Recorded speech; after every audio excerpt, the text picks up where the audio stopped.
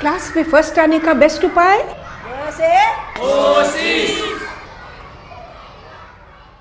Hello बच्चों, आप तो सब जानते ही हैं कि हमारा जो इतना बड़ा सोलर सिस्टम है, सौर मंडल है, इसमें जितने प्लैनेट्स हैं उसमें केवल एक पर लाइफ है।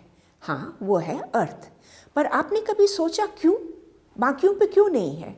इसलिए कि हमारे अर्थ पर एक तो हमें सूरज से रोशनी मिलती है, ऊर्जा मिलती है। दूसरे, ऐसे कुछ प्राकृतिक संसाधन हैं, नेचुरल रिसोर्सेज हैं, जिसकी वजह से लाइफ यहाँ पनप सकती है, लाइफ कैन फ्लरिश। तो आज हम इसी के बारे में जानेंगे, प्राकृतिक संसाधन या नेचुरल रिसोर्सेज। तो चलो शुरू करें। आप अगर पृथ्वी को देखो, इसका जो बाहरी हिस्सा है, जो सरफेस है, इसको हम कहते हैं लिथोस्फीयर या स्थल मंडल। इस स्थल मंडल का 75% पार्ट में पानी भरा हुआ है। इसको हम कहते हैं जलमंडल या हाइड्रोस्फीयर। हमारी जो पृथ्वी है, इसके चारों तरफ हवा का एक लेयर है और इस वायुमंडल में 3 लेयर्स हैं। सबसे पहला जो पृथ्वी के सरफेस से लेकर 17 किलोमीटर्स तक है, इसका नाम है ट्रोपोस्फियर। 17 किलोमीटर से 50 किलोमीटर तक जो है उसका नाम है स्ट्रैटोस्फियर, और 50 से 85 किलोमीटर तक जो है उसको नाम है मीजोस्फियर। तो ये जो हमारे बीच वाला लेयर है ना, स्ट्रैटोस्फियर, इसमें ओजोन लेयर का प्रेजेंस है। ओजोन लेयर क्या करती है? ओजोन लेयर एक अब्जॉर्बिंग का रोल करती है। सूर्य से जो रोशनी आती है, सोलर एनर्जी आती है, उसमें बहुत सारे अल्ट्रावायलेट रेज होते हैं जो हमारे लिए हानिकारक है। तो ozone layer in ultraviolet rays को शोषण कर लेती है, इसको अब्जॉर्ब कर लेती है। इसीलिए आप बार बार सुनोगे न्यूज़पेपर्स में, टीवी पे, रेडियो पे बोलते रहते हैं कि ओजोन लेयर का हमें बहुत ख्याल रखना है। अगर ना रखें तो ये जो अल्ट्रावायलेट पराबैंगनी रेज आती हैं, ये हमारे स्किन को जला देंगी, हमें कई तरह की बीमारियां हो जाएंगी, पेड़ पौधे सब जल जाएंगे। That is Y ozone layer is so important. तो ये जो वायुमंडल है, इसमें क्या क्या है? इसमें नंबर 1 है नाइट्रोजन, जो लाइफ के लिए बहुत इम्पॉर्टेंट है, क्योंकि नाइट्रोजन से प्रोटीन्स बनती हैं, इससे डीएनए और आरएनए बनती हैं, और इससे कुछ विटामिन भी बनती है। और है ऑक्सीजन। ऑक्सीजन तो इतना इम्पॉर्टेंट है क्योंकि जितने भी जीवित प्राणी हैं, चाहे वो प्रोकैरियोटिक हो चाहे वो यूकैरियोटिक हो। प्रोकैरियोटिक यानी कि सिंगल सेल ऑर्गेनिज्म, एक ही कोशिका वाले ऑर्गेनिज्म, और यूकैरियोटिक मतलब जिसको हम कहते हैं सुकेंद्रिक, जो मल्टी सेल्ड ऑर्गेनिज्म और जिसमें अच्छी से एक न्यूक्लियस हो। पर दोनों को जीने के लिए ऑक्सीजन की ज़रूरत है। वो ऑक्सीजन लेते हैं और उससे ग्लूकोज को बर्न करते हैं। ग्लूकोज बर्न से एनर्जी आती है, जिससे वो अपनी ज़िंदगी के कार्य करते हैं। एक और चीज़ के लिए ऑक्सीजन ज़रूरी है, और वो है कंबस्शन या प्रज्वलन। जब भी कुछ जलाना हो, बिना ऑक्सीजन के हम जला नहीं सकते। और कंबस्शन से भी जो निकलता है वो है कार्बन डाइऑक्साइड। तो ये कार्बन डाइऑक्साइड जाता कहाँ है? हमारे वायुमंडल में ही रहता है। और अगर कार्बन डाइऑक्साइड बहुत ज़्यादा भर जाए हमारे वायुमंडल में, तो ये पूरा विषैला बन जाएगा, पॉइजनस बन जाएगा। तो इसको प्रिवेंट कैसे होता है कि हमारे चारों तरफ बहुत सारे पेड़ पौधे हैं। ये पेड़ पौधे सूरज की रोशनी में प्रकाश संश्लेषण करते हैं, फोटोसिंथेसिस करते हैं। उससे वो कार्बन डाइऑक्साइड को लेकर ग्लूकोज में कन्वर्ट कर देते हैं, और इन द प्रोसेस वो ऑक्सीजन छोड़ते हैं। तो इसीलिए आप जानते ही हो, बार बार कहा जाता है कि पेड़ पौधे और लगाया करो ताकि हमारी ऑक्सीजन क्वांटिटी बढ़ती रहे, कार्बन डाइऑक्साइड कम हो और ऑक्सीजन बढ़े। और एक और चीज़ है हमारे वायुमंडल में, जो है जल वाष्प। तो ये 4 चीज़ों को लेकर हमारा वायुमंडल, एक और बार देख लो, नाइट्रोजन, ऑक्सीजन, कार्बन डाइऑक्साइड और जल वाष्प। अब हम वायु की बात करेंगे तो इसमें हवा की बात तो करनी पड़ेगी। हवा is nothing but movement of air, वायु का संचालन। इसको समझने के लिए हमें एक बेसिक प्रिंसिपल याद करना पड़ेगा, विच इज़ गर्म हवा is light and cold air is heavy. ठंडी हवा भारी होती है, गर्म हवा हल्की होती है। अब क्या होता है, दिन के वक्त जब धूप आती है तब ताप से पृथ्वी गर्म हो जाती है। पृथ्वी के ऊपर वाली जो हवा है वो गर्म होकर ऊपर उठने लगती है, और ऊपर से ठंडी हवा नीचे आने लगती है। तो ये जो ऊपर नीचे का साइकिल चलता है, इसी से हवा का उत्पन्न होता है। So this is how winds are caused. अब हम देखेंगे सी ब्रीज और लैंड ब्रीज क्या है। कभी अगर आप समुंदर के किनारे जाओ, गोवा चले जाओ, बॉम्बे चले जाओ, चेन्नई चले जाओ, आप देखोगे, आप बीच में बैठे हो तो दिन के वक्त आपको समुंदर की तरफ से हवा आएगी और रात के वक्त लैंड की तरफ से हवा आएगी। क्यों? इसको भी समझने के लिए याद रखना, that land is a good conductor of heat. धरती जो है वो एक सुचालक है ताप की। तो दिन के वक्त जब ताप आती है तो धरती जल्दी जल्दी जल्दी गर्म हो जाती है, और रात के वक्त जब ताप नहीं रहती तो धरती जल्दी जल्दी ताप को छोड़ भी देती है। सुचालक का मतलब जल्दी गर्म होना और जल्दी ठंडा होना। तो और समुंदर का कहानी बिल्कुल उल्टा। पानी is a bad conductor of heat. तो इसका मतलब ये जब धूप आती है इसको गर्म होने में भी बहुत टाइम लगता है, और एक बार गर्म हो जाए तब कूल होने में भी काफ़ी टाइम लग जाता है। तो आप समुंदर के किनारे बैठे हैं, दिन का वक्त है, रोशनी है, धूप है, आपके चारों तरफ धरती गर्म हो रही है, तो ये हवा ऊपर चली जाती है और समुंदर के ऊपर से कोल्ड एयर आपके इधर आने लगती है। इसलिए आपको समुंदर किनारे सी ब्रीज मिलता रहेगा दिन के वक्त। रात के वक्त स्टोरी विल रिवर्स्ड। क्या होगा कि समुंदर गर्म रहेगी क्योंकि वो धीरे धीरे धीरे धीरे वो गर्मी को छोड़ेगा, पर धरती जल्दी जल्दी छोड़ देती है और धरती जल्दी ठंडी हो जाती है। तो समुंदर के ऊपर वाला हवा गर्म, धरती वाला हवा ठंडा। तो समुंदर के ऊपर वाला गर्म हवा ऊपर चल जाएगा, धरती की हवा उस तरफ जाने लगेगी। That is why during the night we have land breeze. रात के वक्त आपको भूमि से हवा समुंदर की तरफ जाती हुई मिलेगी। तो इसको याद रखने के लिए बस ये दो चीज़ें आप ज़रूर याद रखना। नंबर 1, गर्म हवा is light, cold air is heavy, number 1। और number 2, land is a good conductor of heat. धरती एक सुचालक है, इसलिए वो जल्दी गर्म होती है और जल्दी ठंडी भी होती है। समुंदर बहुत टाइम लगता है गर्म होने में और ठंडे होने में भी टाइम लगता है। इन दोनों चीज़ों को याद रखो तो नो प्रॉब्लम, दोनों ब्रीज आपको पता रहेंगे। और अब हम सोचेंगे कि वायु जो इतना इम्पॉर्टेंट है जीवन के लिए, क्या हम इसकी सही सलामत देखभाल कर रहे हैं? आपको क्या लगता है, कर रहे हैं? बिल्कुल नहीं करते हैं हम लोग, क्योंकि हम चारों तरफ प्रदूषण फैलाते रहते हैं। फॉर एग्ज़ाम्पल, अगर आप देखो जो इधर उधर जो लकड़ियाँ जलती हैं, जो रबिश जलता है, इससे आप देखो कितना धुआं निकल रहा है और इसमें कितनी सारी केमिकल्स रहती हैं। जो जीवाश्म ईंधन फॉसिल फ्यूल जैसे कोल, पेट्रोलियम, ये जब जलते हैं तो सारे हवा में sulphur dioxide, nitrous dioxide, carbon dioxide, ये सब भर जाते हैं। और कुछ तो पार्टिकल्स ऐसी हैं जो जलती भी नहीं है, वो हवा में सस्पेंडेड रह जाती हैं, और उनको हम कहते हैं हाइड्रोकार्बन्स। ये सारे वायु को बहुत प्रदूषित करती है और हमारे लंग्स के लिए, फेफड़ों के लिए बहुत ही हानिकारक है। साथ साथ आप देखोगे कि जो गाड़ियाँ अपना पोल्यूशन चेक नहीं करवाती हैं, उनसे कितना धुआं निकलता है। ये सारा धुआं हाइड्रोकार्बन से भरा हुआ है और इससे हम वायु को प्रदूषित कर रहे हैं। हमारी ही वायु है, हमारे लिए इसको प्रदूषण करके हमें क्या फ़ायदा? तो इसका हमें बहुत ख्याल रखना है। अब हम आएंगे जलमंडल पर। बच्चों, आप याद रखना कि ये जो पृथ्वी पे इतना सारा पानी है, इसमें 97.2% खारा पानी है, नमकीन पानी है, पीने लायक तो है ही नहीं, क्योंकि ये सी वाटर या ओशन वाटर है। जो बाकी पानी है वो फ्रेश वाटर है। फ्रेश वाटर पोर्शन का 2.15% आता है ध्रुवीय हिमछद या हिमनद से, पोलर आइस कैप्स और ग्लेशियर से, और बचा 0.6% वो है हमारा ग्राउंड वाटर, जो आप कुएं में मिल जाएगा आपको या नदियों में आ रही है, ये पानी हमें बाकी 2% है। तो फ्रेश वाटर जो पीने के लिए इतना ज़रूरी है, कितना कम है, इसको आप ज़रा ख्याल करो। इसलिए हमें बहुत ज़रूरी है कि हम इसको भी बचा के रखें। पर क्या हम करते हैं? प्रदूषण कैसे हम करते हैं? इसमें हम डाल देते हैं कचरा, इसमें हम डाल देते हैं फैक्ट्रीज से जो गंदगी निकलती है उसको डाल देते हैं, केमिकल्स वगैरह वेस्ट निकलता है उसको डाल देते हैं, सीवेज जो सारे शहर का सीवेज निकलता है वो भी हम इस पानी में डाल देते हैं, और खेतों में जब हम बहुत ज़्यादा फर्टिलाइज़र या पेस्टिसाइड डालते हैं, ये भी बरसात के पानी के साथ ब्लीच होते होते इसके अंदर जो हमारे भूमिगत जल या नदियों के जल में आ जाता है, और इससे हम एक बहुत ज़्यादा पोल्यूशन क्रिएट करते हैं। जल जो इतना इम्पॉर्टेंट है, इसको हम कैसे प्रदूषण मुक्त रहे, इसके बारे में हमें विचार करना बहुत ही ज़रूरी है। चलो आगे बढ़ते हैं और आते हैं स्थल मंडल पर। स्थल मंडल में भी बहुत सारे लेयर्स हैं। सबसे अंदर वाला लेयर है उसको हम कहते हैं बेड रॉक या शिला।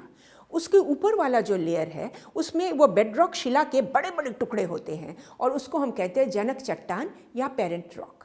इसके ऊपर वाला जो लेयर है उसको हम कहते हैं उपमृदा। ये इससे भी छोटे पत्थर आ जाते हैं उपमृदा में, जिसे सबसॉइल भी कहा जाता है। और इसके ऊपर वाला जो हिस्सा है उसको हम कहते हैं टॉप सॉइल, यानी कि ऊपरी मृदा। इसमें ना जो बड़े बड़े पत्थर छोटे छोटे छोटे छोटे होते होते एकदम महीन हो जाते हैं, और इस टॉप सॉइल में बहुत सारे खनिज पदार्थ होते हैं। टॉप सॉइल के ऊपर वाले लेयर को हम कहते हैं जैविक लेयर, ऑर्गेनिक लेयर या हमस। ये हमस में क्या रहता है कि आपके पेड़ पौधे, जो पशु, इनके जो अपशिष्ट पदार्थ हैं और इनके मर जाने के बाद जो सड़े हुए पार्ट्स वगैरह होते हैं, ये ऑर्गेनिक लेयर तैयार करते हैं। तो स्थल मंडल में इतने सारे लेयर्स हम देख रहे हैं, और कैसे खनिज हैं और कैसा ये जैव मंडल है उस पर डिपेंड करता है कि वहाँ कैसे पेड़ पौधे वहाँ उगेंगे। तो इसको भी सही तरीके से रखना बहुत ज़रूरी है। पर पहले हम देखते हैं कि वो जो बेड रॉक के बड़े बड़े चट्टान थे, बड़े बड़े शिलाएँ थी, ये कैसे महीन होते होते एकदम ऊपर टॉप सॉइल तक पहुँची। इसको एक बार देख लेते हैं। जब धूप आती है, जब बहुत गर्मी होती है, तो शिलाएँ एक्सपैंड करती हैं, और जब ठंडी होती है तब वो कॉन्ट्रैक्ट करती हैं। तो ये एक्सपेंशन और कॉन्ट्रैक्शन में वो शिलाएँ क्रैक कर जाती हैं, और ऐसे लाखों करोड़ों साल तक क्रैक करते करते करते करते करते वो धीरे धीरे छोटे छोटे छोटे छोटे टुकड़े बनते जाते हैं। कई बार तो इन क्रैक्स के अंदर पानी आ जाता है, और ये पानी जब फ्रीज करता है, बर्फ़ बनता है, तो वो एक्सपैंड करता है, तो वो क्रैक को और भी बड़ा बना देता है। जब पिघलता है तो क्रैक फिर छोटी होती है। इससे भी वो कॉन्ट्रैक्शन एक्सपेंशन से ये पत्थर टूटते रहते हैं। तीसरे नंबर पे हम देखेंगे कि जब फ्लड्स होती हैं तो वो ना बड़े ज़ोर से पानी आती है, और वो सबको बहा के ले जाती है, बड़े बड़े पत्थरों को बहा के ले जाती है, और घिसते घिसते घिसते घिसते सालों करोड़ों सालों में घिसते घिसते घिसते घिसते वो बड़ी महीन सॉइल बन जाती है। हवा भी एक कारण है। जब तेज़ हवा चलती है, जो धरती के ऊपर वाला जो लेयर है टॉप सॉइल, उसको वो उड़ाती रहती है, और उससे नीचे जो सॉइल आती है वो एक्सपोज्ड हो जाती है, और धीरे धीरे वो भी महीन बनना शुरू हो जाती है। एक और चीज़ है, आप शायद इसको जानते होंगे, इसको कहते हैं शैवाल या लाइकन। ये एक तरह का ऑर्गेनिज्म है जो स्टोन्स के ऊपर ग्रो करता है, और ये जब ग्रो करता है ये कुछ एसिड सिक्रीशन करता है, जिससे ये स्टोन्स धीरे धीरे धीरे धीरे टूटने लगती हैं। तो इतने सारे कारण हैं जिसकी वजह से ये बड़े बड़े जो शिलाएँ हैं ये टूट के अच्छा फाइन महीन सॉइल बन जाती है, जिसको हम लोग इधर उधर चलते हुए रोज़ देख पाते हैं। तो सॉइल को भी अच्छी तरह हमें बचा के रखना ज़रूरी है, प्रदूषण न करें ये ज़रूरी है। आपने ज़रूर देखा होगा खेतों में हम लोग जैविक फर्टिलाइज़र तो डालते हैं, बट साथ साथ हम केमिकल फर्टिलाइज़र भी डालते हैं, और अगर बहुत ज़्यादा केमिकल फर्टिलाइज़र डालते हैं तो वो सॉइल ख़राब होने लगती है। कभी कभी हम पेस्टिसाइड बहुत ज़्यादा डाल देते हैं, कीटनाशक, और उससे भी सॉइल ख़राब होने लगती है। तो इन सारी चीज़ों को अगर आप नज़र पे रखो तो आपको लगेगा इतनी सारी इम्पॉर्टेंट चीज़ें, वायु, जल, स्थल, इन सब को हमारी ज़िंदगी के लिए जो इतनी इम्पॉर्टेंट है, हम इनका ख्याल नहीं रख रहे हैं, तो फिर ये खराब भी तो हो रही हैं, तो फिर हम कैसे ज़िंदा हैं? इसके लिए हमें प्रकृति को धन्यवाद देना है, क्योंकि प्रकृति के कुछ ऐसे नियम हैं जिससे चक्र की तरह ये खराब होते होते भी फिर से अपने आप को नए बना लेते हैं। चलो, तो अब हम 4 चक्र देखने वाले हैं। शुरू करें जल चक्र से, क्योंकि क्या कहते हैं, जल ही जीवन है। याद रखो बच्चों कि जब गर्मी होती है, बहुत गर्मी का मौसम होता है, तो नदियों से, झरनों से, कुएं से, समुंदर से, हर जगह से पानी इवेपोरेट करके ऊपर की तरफ जाने लगता है, जल वाष्प बन के ऊपर चढ़ता है। अच्छा, अब एक चीज़ आप सोचो, आपने कभी ये एक्सपेरिमेंट किया है? एक शीशा हाथ में लेके अगर आप करो तो आप देखोगे कि शीशे के ऊपर वाला सरफेस सारा गीला हो जाता है। क्यों? क्योंकि ये जो वाष्प निकला आपके मुंह से, आपके मुंह के अंदर जब था वो हाई प्रेशर पे था, कॉन्सेंट्रेटेड था, जब वो बाहर आया तो वो फैल गया, और जैसे वो फैल गया वैसे उसमें कूलिंग इफेक्ट होने लगी, और कूलिंग होते ही वो कंडेंस कर गया, संघनन हो गया उसका, तो इससे वो पानी के बूंदें आने लगी शीशे के ऊपर। बिल्कुल यही होता है जब जलवाष्प नदियों से, समुंदर से ऊपर की तरफ जाते हैं। नीचे से तो हाई प्रेशर पे जा रहे हैं, ऊपर जाके ये फैलने लगते हैं, और जैसे फैलने लगते हैं इनमें कूलिंग होती है, कूलिंग होके ये कंडेंस होते हैं, छोटे छोटे छोटे छोटे ड्रॉपलेट्स ऑफ वाटर तैयार होते हैं। अब ये तो अलग अलग ड्रॉपलेट्स हैं, पर कोई एक ड्रॉपलेट को पकड़ के उसके ऊपर एक और ड्रॉपलेट लग जाता है, फिर एक और, फिर एक और, फिर एक और, ऐसे बहुत सारे ड्रॉपलेट्स एक साथ होने लगते हैं। कई बार तो धूल के जो पार्टिकल्स हैं, धूल के पार्टिकल को पकड़ के केंद्र बनाकर उसके ऊपर ड्रॉपलेट्स लग जाते हैं, और जब बहुत सारे ड्रॉपलेट्स एक साथ लग जाते हैं तो बनता है बादल। तो ये बादल आसमान में ऊपर जा रहे हैं। अब वो बादल जब धीरे धीरे बहुत भारी हो जाते हैं तो वो नीचे की तरफ आने लगते हैं, और जैसे वो नीचे की तरफ आने लगते हैं तो वो ड्रॉपलेट्स वर्षापातन की तरह नीचे गिरती है, बारिश होती है, और यह बारिश की पानी फिर नदियों में जाती है, समुंदर में जाते हैं, हिमनद पे जाकर वहाँ जाके फ्रीज कर जाती हैं। इसी तरह हमारे सिस्टम में, प्रकृति में जल का एक चक्र चलता रहता है। जलवाष्प ऊपर गया, वर्षा बनी, नीचे आई, इस तरह से चलता है। तो अब हम देखेंगे ऑक्सीजन चक्र। ऑक्सीजन तो बहुत इम्पॉर्टेंट है, क्योंकि बिना ऑक्सीजन के कैसे ग्लूकोज बर्न करेगा, ग्लूकोज बर्न नहीं होगा तो नो एनर्जी तो नो वर्क, कोई भी जिंदा नहीं रह सकता है, चाहे वो वन सेल्ड ऑर्गेनिज्म हो, चाहे वो बहुकोशिकाएं वाले मल्टी सेल्ड ऑर्गेनिज्म हो। तो हर पशु, हर पौधा ऑक्सीजन लेता है, और साथ साथ हम कार्बन डाइऑक्साइड को छोड़ते हैं। इस कार्बन डाइऑक्साइड को पेड़ पौधे, ये कार्बन डाइऑक्साइड को धूप के प्रेजेंस में ये कार्बन डाइऑक्साइड लगाकर उसको रिकन्वर्ट कर देते हैं शुगर में, चीनी के अणु बना देते हैं इस कार्बन डाइऑक्साइड से, और इस प्रोसेस में वो ऑक्सीजन को छोड़ते हैं। तो इस प्रोसेस को कहते हैं फोटोसिंथेसिस या प्रकाश संश्लेषण, और इसमें जो ऑक्सीजन बाहर आता है वो सारे एटमॉस्फेयर में फैल जाता है, ताकि हम लोग फिर से सांस ले सकें। फिर कार्बन डाइऑक्साइड निकलेगा, पेड़ पौधे फिर उसका चीनी बनाएंगे और फिर ऑक्सीजन छोड़ेंगे। तो ये जो साइकिल चलता है इसको हम कहते हैं ऑक्सीजन चक्र। अब हम आगे बढ़े और हम अब देखेंगे कार्बन चक्र, क्योंकि हम बार बार कह रहे हैं चाहे पशु हो चाहे पौधा हो, जब वो रेस्पिरेशन करते हैं तो वो कार्बन डाइऑक्साइड छोड़ते हैं। और कार्बन डाइऑक्साइड कहाँ से आता है? जब आप जीवाश्म ईंधन जलते हैं, फॉसिल फ्यूल्स जलते हैं, उसमें से भी कुछ कार्बन डाइऑक्साइड निकलता है। साथ साथ जब खनिज पदार्थों में भी कार्बन निकलता है, और हम जो फैक्ट्रीज़ में जो धुआं निकलता है उसमें भी बहुत सारा कार्बन डाइऑक्साइड रहता है। तो ये सारा कार्बन डाइऑक्साइड एटमॉस्फेयर में भर रहा है, और इसको पेड़ पौधे इस कार्बन डाइऑक्साइड को फोटोसिंथेसिस करके फिर कन्वर्ट कर देते हैं ऑक्सीजन में। और कुछ कार्बन डाइऑक्साइड को लेकर समुद्री जो जीव जंतु हैं, जैसे कि शेल्स वाले जो जंतु हैं, वो कार्बन डाइऑक्साइड लेकर पानी में घुले हुए कार्बन डाइऑक्साइड से अपने शेल को भी तैयार करते हैं। तो ये ऑक्सीजन छोड़ते हैं, ऑक्सीजन को हम लेते हैं, फिर कार्बन डाइऑक्साइड छोड़ते हैं, फिर प्लांट्स उसको बनाते हैं, फिर वो छोड़ते हैं। तो ये रहा कार्बन डाइऑक्साइड का साइकिल। एक चीज़ आप ज़रूर याद रखना कि जो जीवित प्राणी होते हैं वो सब अपने कुछ अपशिष्ट पदार्थ निकालते हैं। सांस में तो निकलता ही है, साथ साथ मल मूत्र वगैरह जो निकलता है उसमें भी कुछ कार्बन निकलता है। तो इसको निकालने का यही एक तरीका है कि वो सांस से, और पेड़ पौधे उसको कन्वर्ट करते हैं इनटू ऑक्सीजन। अगर पेड़ पौधे कम हो जाए तो पृथ्वी में क्या होगा, ये एक सोचने वाली बात है।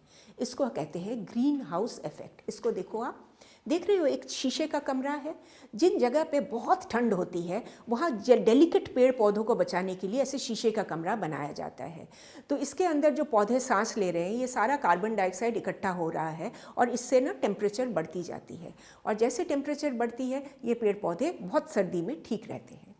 अब आप पृथ्वी के बारे सोचो, अगर कार्बन डाइऑक्साइड बहुत ज़्यादा बढ़ गया तो कितनी गर्मी होगी आप सोचो पृथ्वी पर। और जैसे गर्मी होगी वैसे पृथ्वी पर आपके जीव जंतु, फिर पेड़ पौधे सब खत्म होने लगेंगे। इसलिए बहुत ज़रूरी है कि हम एटमॉस्फेयर में कार्बन डाइऑक्साइड को कम करने की कोशिश करें और ऑक्सीजन को बढ़ाने की कोशिश करें। अब हम देखेंगे नाइट्रोजन चक्र। नाइट्रोजन जिंदगी के लिए बहुत इम्पॉर्टेंट है, क्योंकि इससे बनते हैं nitrite, amino acids, DNA, RNA, कुछ विटामिन्स जो ज़िंदगी के लिए बहुत ही ज़रूरी है। और 78% of the atmosphere is nitrogen. तो ये हवा से ये नाइट्रोजन हमारे पास आती कैसे है? जब बादल गरजते हैं और बिजली कड़कती है, वो बिजली के कड़कने से ना ये हवा में जो खुला नाइट्रोजन है ये नाइट्राइट में कन्वर्ट हो जाता है। फिर बरसात होती है, नाइट्रोजन ये पानी के साथ घुल के नाइट्रिक एसिड बनकर आ जाती है, हमारे धरती पर गिरती है, नदी नालों में आ जाती है, समुंदर में आ जाती है। और ये जो धरती में जो नाइट्रोजन गया इसको पेड़ पौधे अपने रूट से खींच लेते हैं, और जब वो अपना फूड तैयार करते हैं उसमें वो नाइट्रोजन डालते रहते हैं। कुछ फलीदार पौधे होते हैं जैसे दालें, मूंगफली एक्सेट्रा, इनके रूट्स में कुछ ऑर्गेनिजम्स होते हैं, गोल गोल बनाते हैं वो वहाँ नाइट्रोजन को फिक्स करते हैं। इसलिए आप जानते तो हो कि दाल वगैरह को हम लोग क्या कहते हैं, दाल, छोले, मटर, इनको हम क्या कहते हैं कि इनमें हाई प्रोटीन होता है, बिकॉज इसमें नाइट्रोजन फिक्स किया जाता है। एक और तरीके से नाइट्रोजन होता है कि जब जीव जंतु खत्म हो जाते हैं, पेड़ पौधे सड़ जाते हैं, उनके अपशिष्ट पदार्थ जो होते हैं ये जब डिकम्पोज करते हैं, इसमें से भी जो नाइट्रोजन निकलता है वो ज़मीन में चला जाता है। साथ ही साथ याद रखना कि हम फर्टिलाइज़र्स, केमिकल फर्टिलाइज़र्स तैयार करते हैं, यूरिया वगैरह हम तैयार करते हैं फैक्ट्रीज़ में, इससे भी नाइट्रोजन हमें मिलता है। तो जो ये पेड़ पौधे नाइट्रोजन को ले रहे हैं, पशुएं उन पेड़ पौधों को खाते हैं, इससे पशुओं के शरीर में भी नाइट्रोजन आ जाता है। अब ये नाइट्रोजन निकल के वापस कैसे जाता है ये भी हमें देखना है। तो इसके लिए धरती में जैसे बैक्टीरिया हैं जो नाइट्रोजन को बांध देते हैं, जैसे हमने बताया दाल मटर वगैरह में, बिल्कुल उसी तरीके से कुछ बैक्टीरिया हैं जो नाइट्रोजन को तोड़ के नाइट्रोजन को फिर हवा में वापस भेज देते हैं। तो ये रहा आपका नाइट्रोजन चक्र। तो बच्चों, आज हमने क्या क्या देखा? पृथ्वी पे लाइफ संभव है बिकॉज हमारे पास वायुमंडल है, हमारे पास जलमंडल है और हमारे पास थल मंडल है। ये सारी चीज़ें अगर हमारे पास न होती तो हम भी शायद चांद की तरह होते, मार्स की तरह होते, यूरेनस की तरह होते, जहाँ लाइफ इज़ नॉट पॉसिबल। तो ये रहा आपका सारांश, इसको आप एक बार देख लेना, पर ज़रूर आप चैप्टर को पढ़ना, फिर हमारा वीडियो देखना, फिर चैप्टर को एक और बार पढ़ना। आप देखोगे पूरा आपके मन में क्लियर हो जाएगा और आप बढ़िया से बढ़िया आंसर लिखोगे और बहुत अच्छे नंबर ज़रूर लाएंगे, ये हमारी गारंटी रही। और आप हमारे सब्सक्राइबर बन गए हो ना? नहीं बने तो आप ये सब्सक्राइब ऑल बटन दबा दो, हर हफ्ते आपके पास एक वीडियो ज़रूर पहुँच जाएगा। देखते रहो। क से कोशिश।